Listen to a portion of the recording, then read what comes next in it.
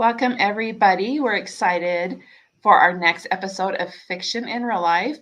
If you haven't guessed by looking at this video, we are doing a Halloween episode, and more specifically about kind of some legends about dolls and why they are scary.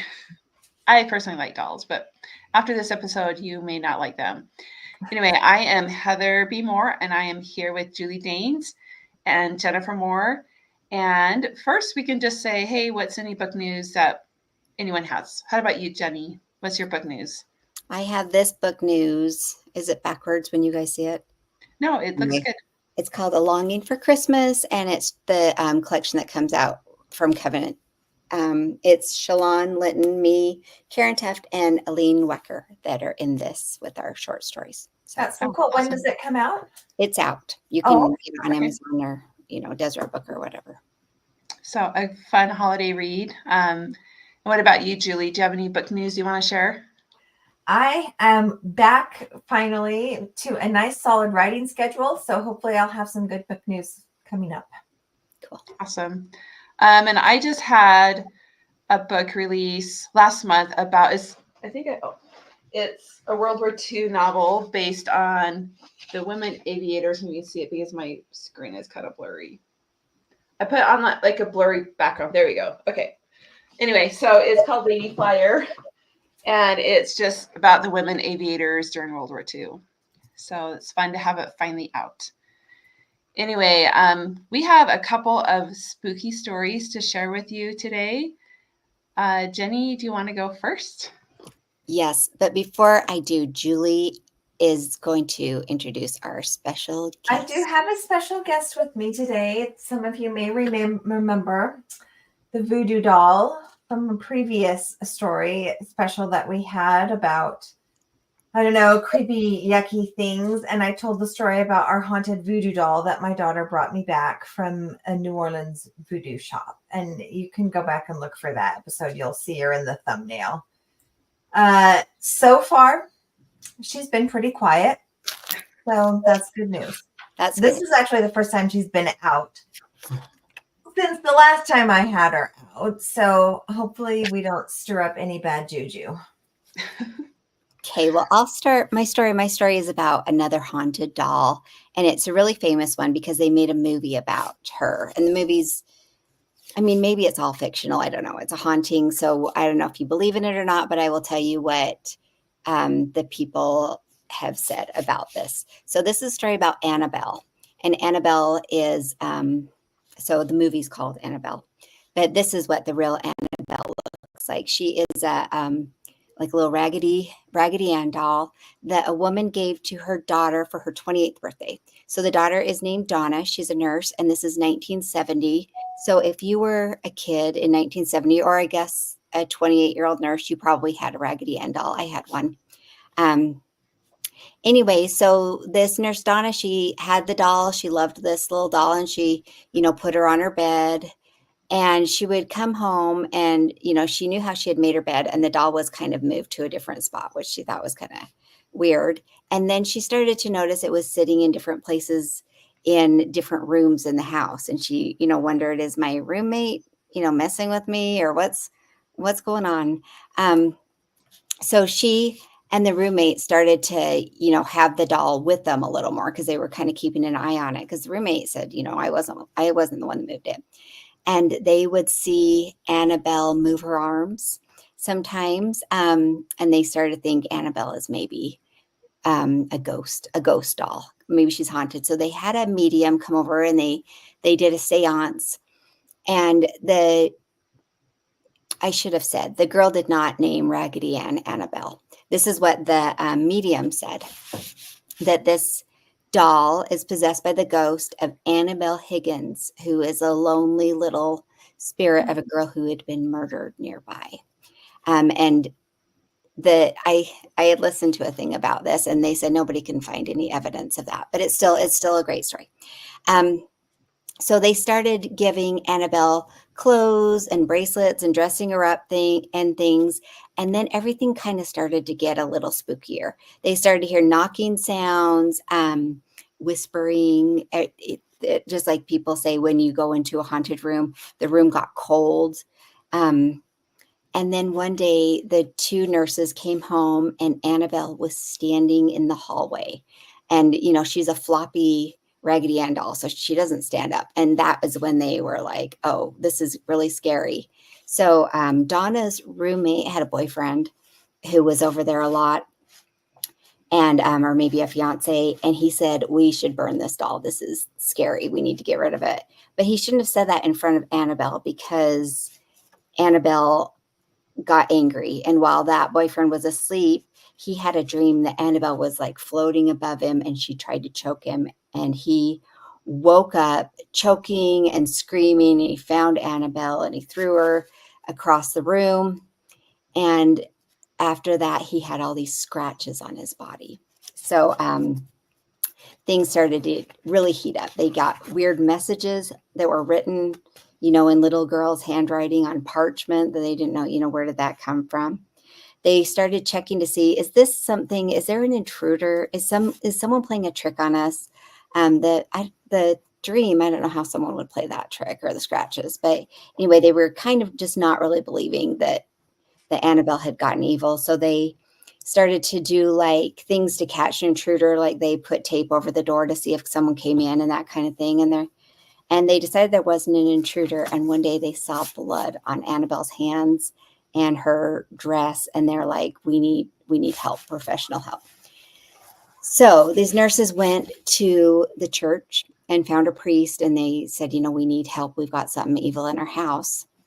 And the priest knew Ed and Lorraine Warren. And if you know anything about the 70s and 80s, and, you know, just like that time period, they were really famous paranormal investigators. They started the New England Society for Psychic Research, NESPR. And therein they appear, I mean, not actually them, but, you know, characters playing them appear in a lot of movies like The Conjuring and the Amityville Horror and things like that. So Ed and Lorraine Warren came over and they met Annabelle, and right away they said, this is not a ghost, this is a demon.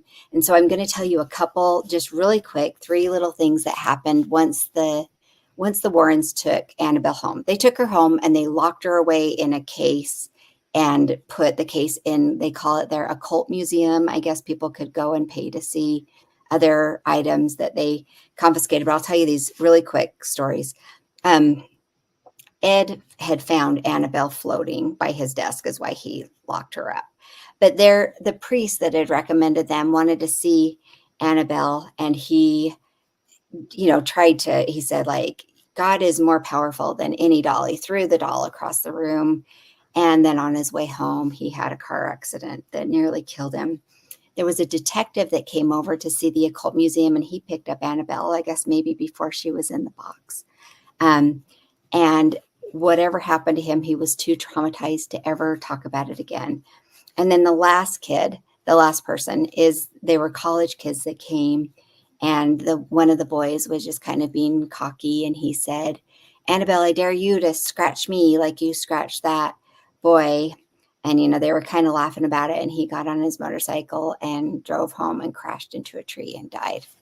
So that is the story of Annabelle the Haunted Doll. Whether you believe it or whether you believe in Ed and Lorraine Warren or not, it's still creepy. And dolls are creepy with their little vacant stares, you know.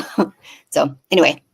Well, and then there's so many like stories surrounding that one single doll. It's kind of creepy. I know. So I guess my question is, would you book it or not? Julie, what about you? Well, I mean, you know me, and I would love to book it.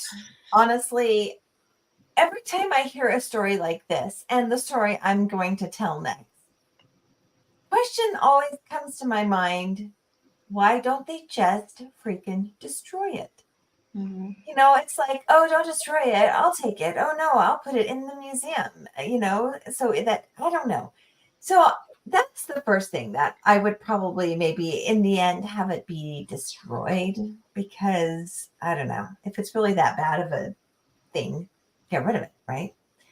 But anyway, I would book it. I love creepy stuff a lot. So, yeah. What about you, Jenny? After you're doing all your research, would you book it?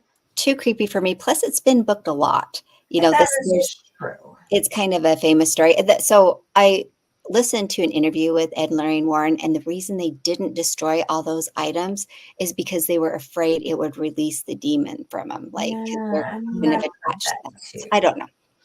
I feel like That you can destroy it properly. maybe. And well, Salt, also, whatever. if burn you it. destroy it, you can't charge admission to see it. I So think that's kind of the bottom line. it might be. True.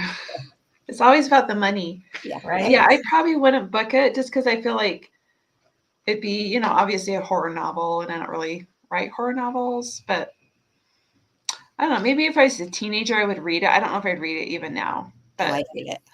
I read it. I'm reading it. I'm reading that Grady Hendrix one right now. So Oh, I love that one. that's Well, all. if you guys wrote it, I'd read it. But otherwise, no.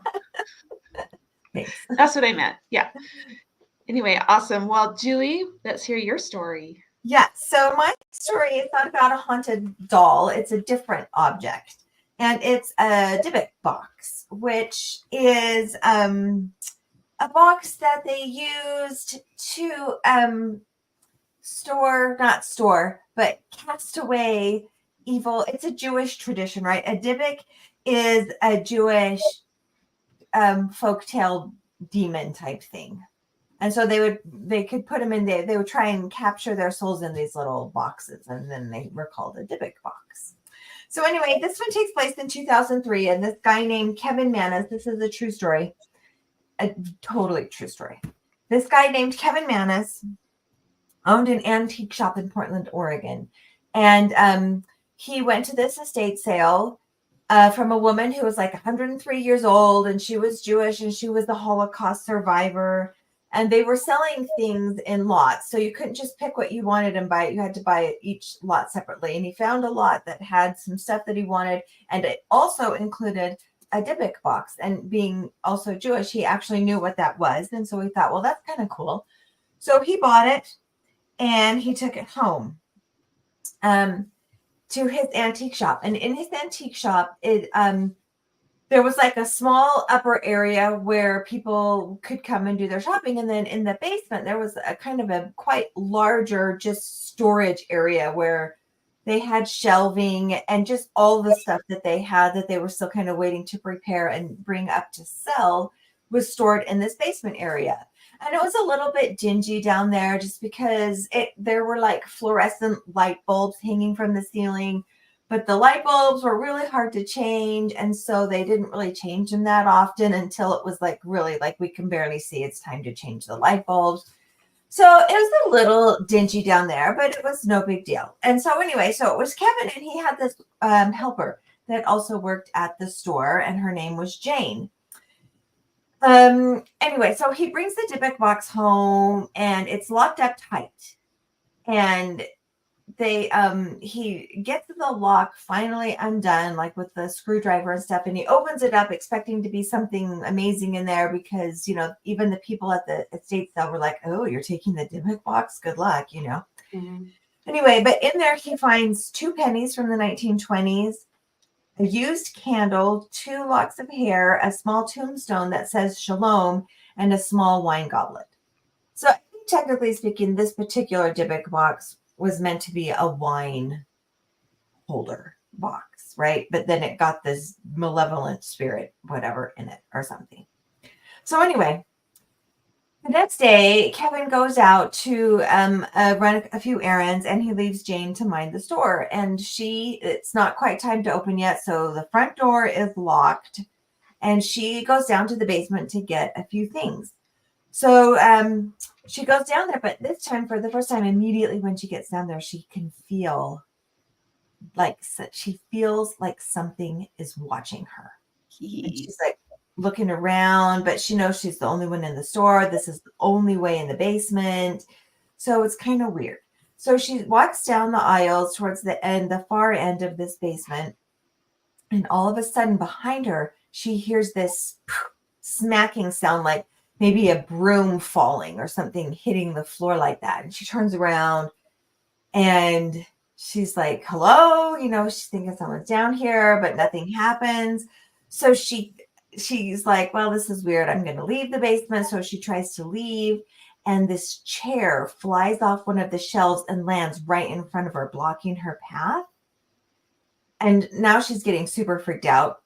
And then the light bulbs start shattering. They like fall to the floor and just crash. And so now the floor, these light bulbs just keep falling.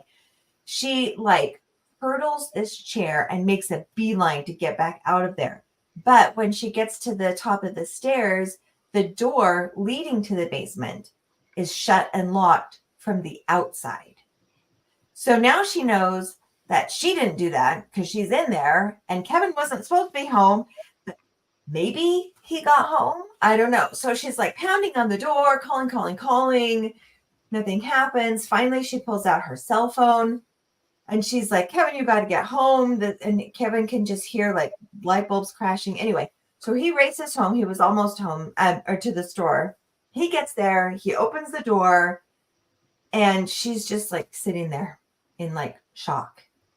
He goes down into the basement. He sees the huge mess. Jane, what happened?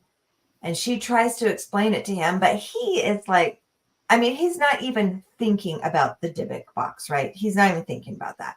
He's like, you are the only one here. Did you do this?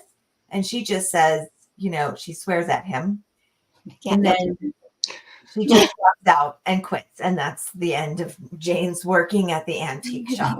So anyway, he's still like, well, that's really weird. That's not like Jane. You know, she was always this really great employee. But then a few days later, Kevin's mom comes over and he's going to take her out for her birthday. And I don't know why he thought this was a good idea, but he gives the Dybbuk box to his mom for her birthday. So he's at the store. He's like, here's the gift for you. And she opens the gift, and she looks at the box and she opens it. And then immediately she has this massive stroke. And they call 911 and they come. And the whole time she can't speak because she's trying to tell him with her eyes, you know, it was the Dybbuk box. She just felt it while she was like in this stroke state. She's like, it's the Dybbuk box. I can just feel it. So anyway, he's like, well, I've had enough of this. So he puts the box up for sale. Now he is starting to think like, I think maybe something is off with this. So he puts the Dybbuk box up for sale on eBay.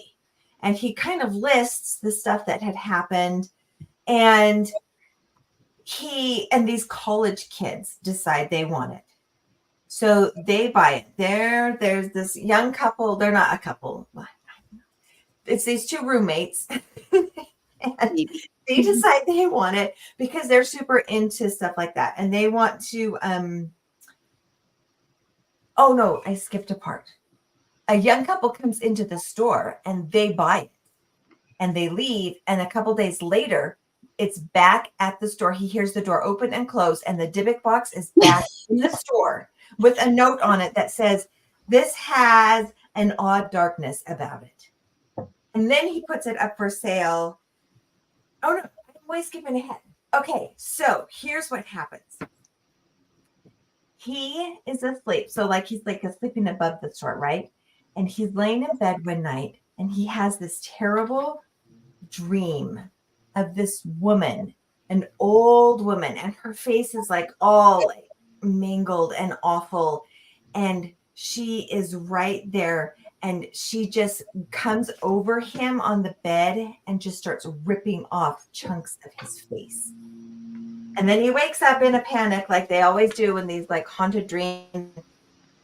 He's got scratches on his body and all this terrible stuff. So anyway, so then he puts it for sale on eBay. And these two college kids named Sam and Brian buy it because they're going to do this whole blog what happens with the haunted Dybbuk box. They bring it home. Nothing happens for a couple days. But then all of a sudden, all their technology goes bad. Like the computer crashes, the clocks, no clocks in their place work. Light bulbs keep bursting in their place. And they're just documenting all of this on their blog. And then they have this huge insect infestation.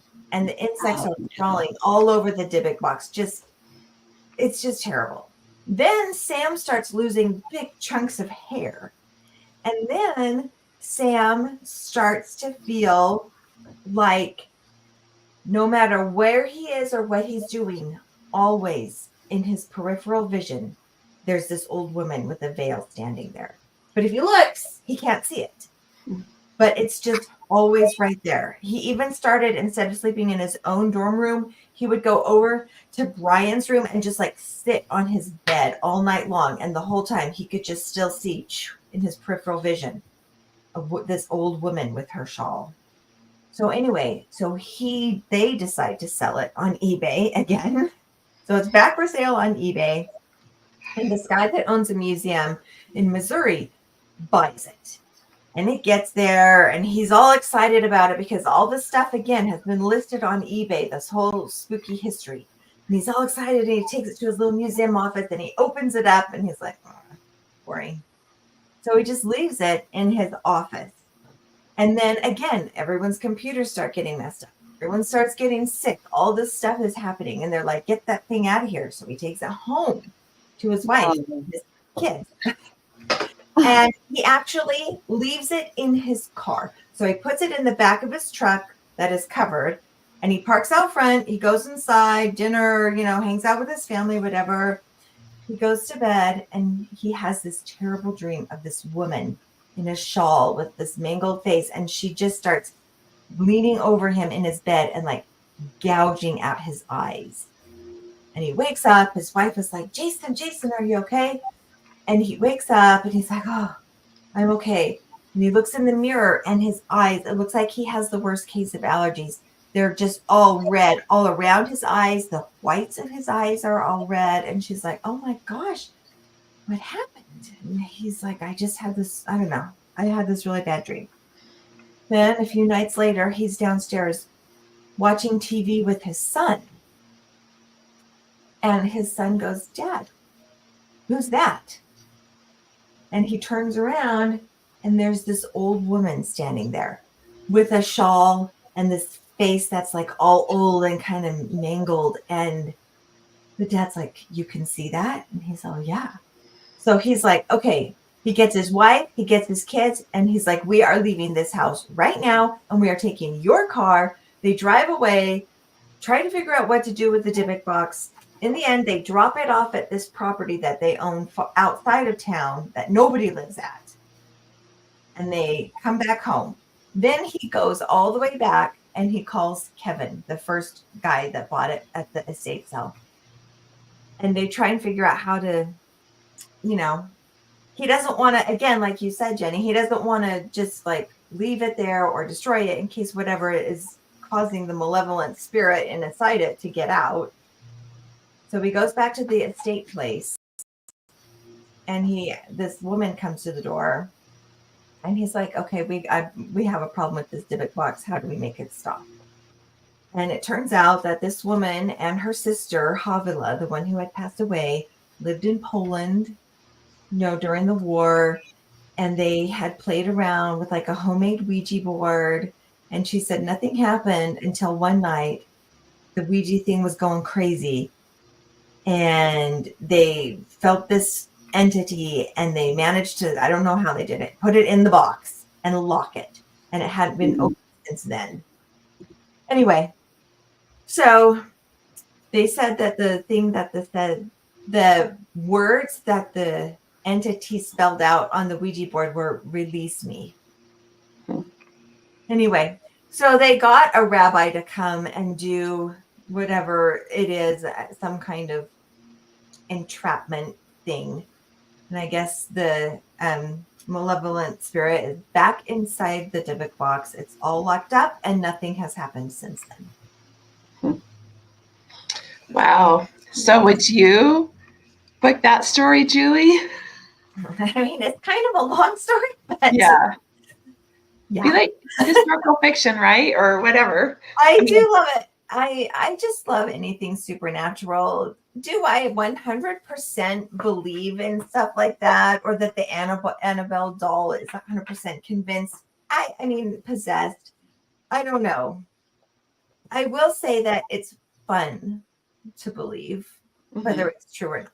for me at least. It's fun for me to think about all these creepy things happening, and I don't know, it's entertaining. So maybe that's why we keep getting stories like this, because it is entertaining.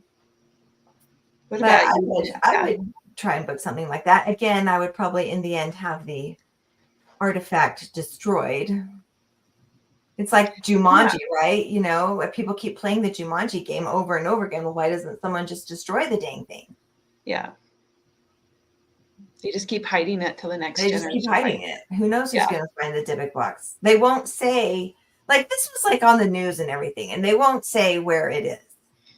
They won't tell anyone where the Dybbuk box is right now. Yeah. And how big are they?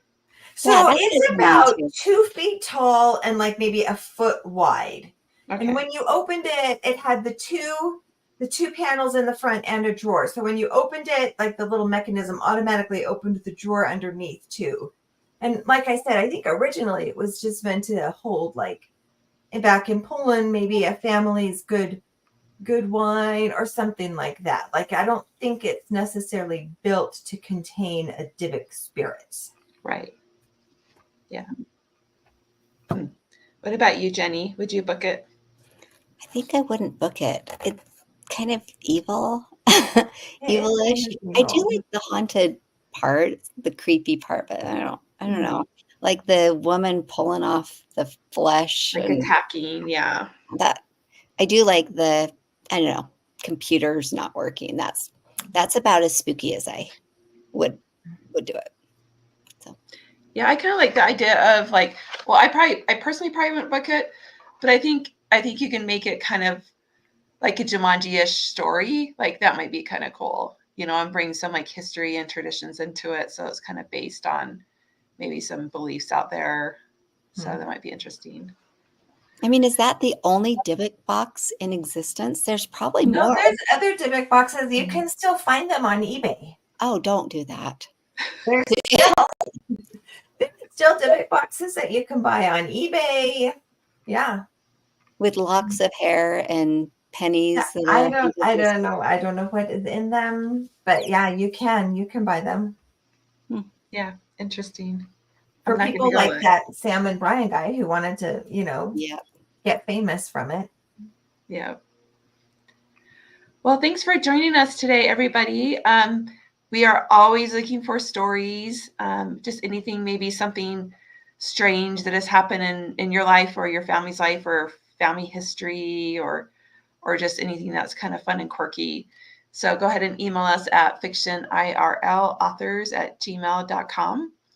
And we hope you will share and like this and also follow us on YouTube. Have a good day. Happy Halloween. Happy Halloween. See ya.